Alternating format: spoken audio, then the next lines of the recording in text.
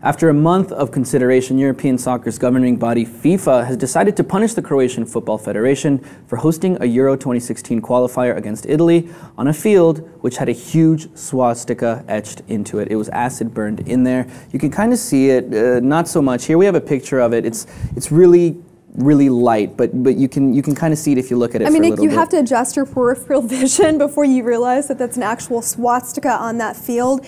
You know, when I first looked at it, it took me a second, but it is really pronounced the longer that you look at it. The landscapers, whoever's working for that stadium, being paid by the Croatian Federation, didn't really notice it at first, but as the game went on, as the game progressed, people started to see it.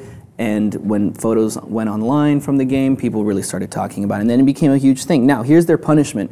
The team will lose 1 point in the qualifying group. That's fine. They're already in first place. They already qualified. They're still in first place. That doesn't really mean anything, more symbolic than anything. Number 2, the team will play its next home matches without any fans. Fans are not allowed to attend. That's a big thing because we know fans really help out a lot. They won't be able to play in that stadium anymore. And lastly, they were roughly fined $110,000 for what FIFA called racist behavior. Now, this isn't the first time it's happened, though. This isn't the first time that Nazism has infiltrated Croatian soccer. In 2013, one of their stars, Josip Simunic, led a pro-Nazi chant celebrating the team's beginning of their World Cup bid.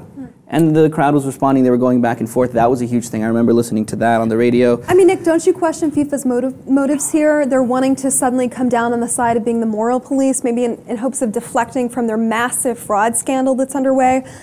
You know, I just don't see these punishments as very effective. It looks like if you really wanted to teach people how to rethink and how to become more evolved, you'd force them into sensitivity training. You would mandate that whomever did this or whomever's affiliated with this team would have to undergo 100 hours of community service, you know, in terms of you know, working on behalf of minorities. It doesn't really seem like they're doing a lot to address the central issue, which is Croatia's deep-seated historical roots in World War II.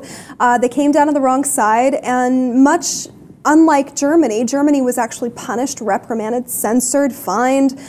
Croatia never was, so it would make, in a historical context, it would make sense that those ideas have been handed down because they were never dealt with. Right, but you're right. You mentioned Germany as well. They don't really have these swastikas with their hooligans, but these are hooligans. Now, these guys do not represent the Football Federation of Croatia in any way. They always make the teams look bad. They're always doing stupid stuff. And this racism isn't only in Croatia. This is all across Europe. I want to point that out. For example, Emmanuel Frimpong, a Ghanaian player, world-class player, used to play for Arsenal, who's now in Moscow.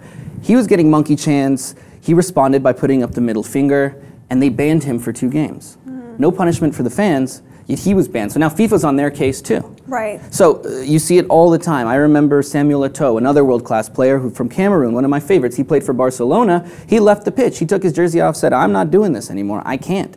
People were throwing bananas and chanting. So this is a very, I don't want to say, you know, it's a pressing issue. It is, but it's nothing new. Right. It's nothing new, and it's nothing that, you know, is very surprising at the same time. But Croatia, on the other hand, they do have a history with this, and that's sad. But it's good to see FIFA going after them. And I don't think this is just to save their own asses and make themselves look good, because they were doing punishments for this before we were talking about the corruption. There's no question this is disgusting. If it's a stain on the entire sport, and if they offend enough people, who's going to watch you? I mean, there are a lot of issues at play here. I just happen to question, you know, because this is coming at a time where they could use a little deflection. That's all. It's true, but I think, you know, FIFA's actually very quick to respond to racism, and they're known to be very hard on those people who are racist. So we want to know what you guys have to say about these hooligans making the Croatian side look bad. Not just the team, but the whole country in general. These are hooligans who do not represent the morals of the Croatian Football Federation. Nonetheless, they are punished as a whole, which is very sad in itself. But we want to know what you guys have to say. Is there any room for this kind of racism in progressive Europe in the year 2015? And there seems to be no end in sight. So we want to know what you guys have to say about racism in football in general. So please do comment, and if you haven't already, subscribe to the Lip TV for more.